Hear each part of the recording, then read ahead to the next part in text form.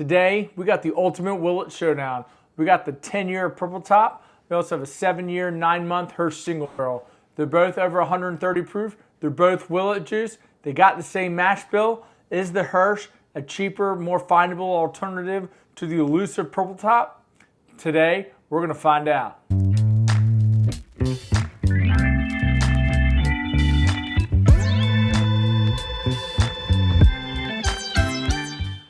Welcome back to another episode of Neat Bourbon. My name's Tanner, and today we got another showdown for you guys.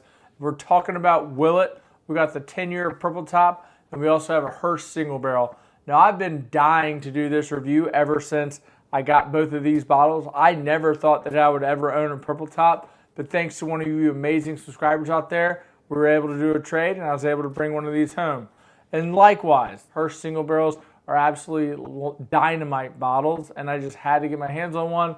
I'd been looking all over, couldn't really find one, and again, one of you amazing subscribers out there had one, was able to sell it to me, so I greatly appreciate that deal as well. So now I have these two amazing bottles. I've had them open for a while. I've had several pours out of each of them. They've had some air time, and they're ready to do this battle. Now, what's up, guys? I just got to say, we are almost at 2,000 subscribers. We're like 40 away at this point. Once we hit 2,000, I'm going to be giving away a Weller Antique 107 as well as a John J. Bowman single barrel. So right when we hit to that 2,000 subscriber mark, these bottles are going to be coming to you guys. So if you're not subscribed, go ahead and get subscribed because we got some amazing content coming out real soon. And these bottles probably going to be given away next week. So go ahead and get subscribed to make sure you're entered. Anyways, back to today's video. So now with these purple tops, you can't really tell exactly what the mash bills are, but Willett will give you some indications. They have this bottle number here, and you can take that number and you can look it up on the Willett's website, and then it'll basically tell you like bourbon, rye, wheated, and then it'll tell you like whether it correlates to like one of their other offerings, like the Noah's Mill mash bill.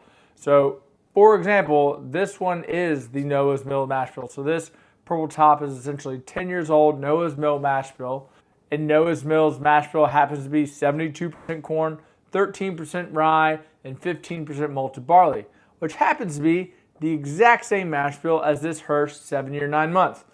Hirsch makes it a little bit easier for you, puts the mash bill on the back. So I think these are a fantastic duo to put head to head.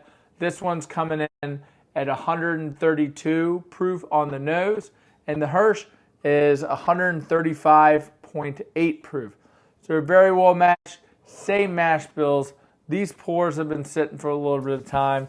So let's go ahead and get into them and see what we think. Starting out with the Hirsch. Ooh, man. So,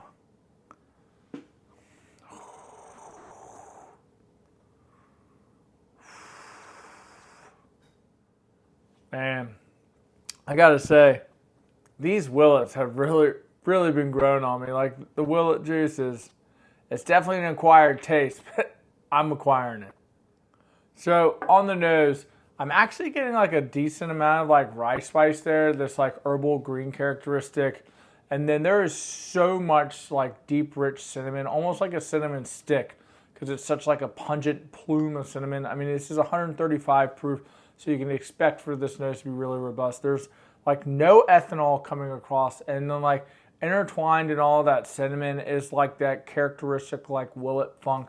It's this like nutty, like dewy, mossy, like earthy characteristic there on the nose. It's not off-putting at all, but like you can just, it's very characteristic to like all Willett products is that like earthy, dewy, mossy note for me. Anyways, let's go ahead and get into the palate. Cheers. That is so mouth coating. Like I love that. And like that Willett, like that mossy, earthy characteristic just like plays so well with like how viscous that is on the palate. Like that is fantastic.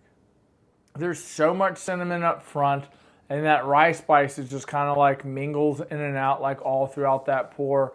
But like that dewy like Willett funk is definitely pretty pronounced there in the middle, and then it just has this like sugary, like candied, like hard, like root beer hard candied, you know, kind of like sugary finish there. Like all in all, I think that this is like fantastic, and especially for a bottle in like the mid $100 range, like I think that if you can get one around that price point, like that's a home run all day long. Now, granted, it is a Willet, so if you're not a fan of that Willet Funk, definitely stay away.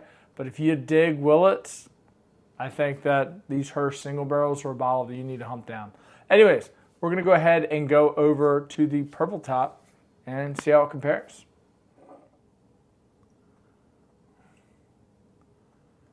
Oh yeah, so on the nose, you're still getting like that Willet cinnamon and like that nutty funk there. But like the thing that kind of separates these two, like this Hirsch was like explosive with like that cinnamon, but this purple top is definitely coming across more refined. You're picking up that age, it's coming across in like a seasoned oak, that oak spice cinnamon, like almost like a dark chocolatey nose there. Yeah, I mean, this is just like fantastic. Where like I love all the sweetness that's coming out of this, and it's like perfectly proofed with all that like robustness.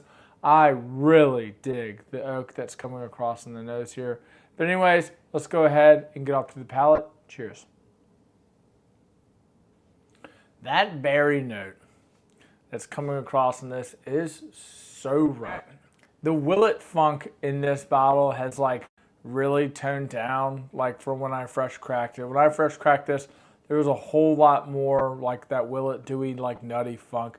I'm getting very little of like that nut dewy funk on this now, and it's really sweetened up. And the oak has become really pronounced all throughout the palate, and I love it. So, one more. Again, like right up front, like I'm hit with a whole bunch of the cinnamon, very similar to this, but that cinnamon is toned down a little bit because of that strong oak presence. And that oak is like a little bit drying there actually on the mid palate.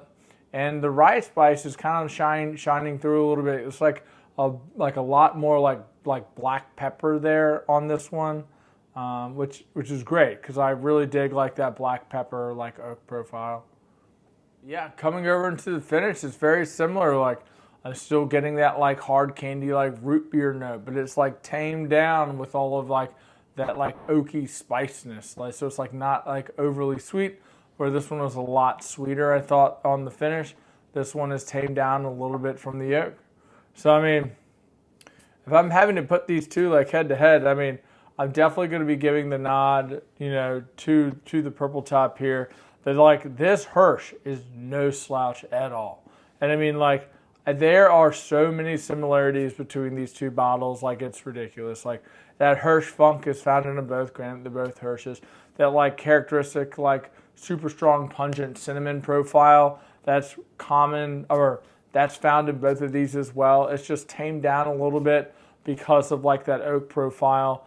And then, you know, I'm getting more of like a berry sweetness on the mid palate on this, where the Willet Funk was really shining through on the mid palate.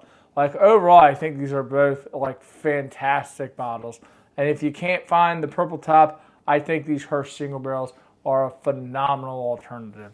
Now, what would I pay for these? Now, I mean, I'm never going to find, you know, one of these purple tops, you know, at a store. I honestly don't even know like how much they cost, because like I only see them on secondary for like hundreds of dollars. So I don't know, like, you know, $200 or $300. I don't know. I think I would probably go up to that like $300 mark on something like this, because I think that the juice is, you know, that good. Like these Hirsches, you know, again, like mid hundreds, I think that you're going to be super stoked to have this bottle. And they also have a 9-year double oaked of this, which after having this and being so impressed with this one, if I can find one of those 9-year single barrel, you know, Hirsch 120 proofers, I'm definitely going to be picking one of those up. I think that might be the next bottle I'm going to be hunting.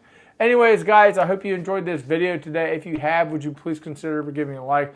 Would you please consider subscribing? And as always, my name's Tanner. This is Neat Bourbon. And pop the bottles and share the pours, and we'll see you in the next one.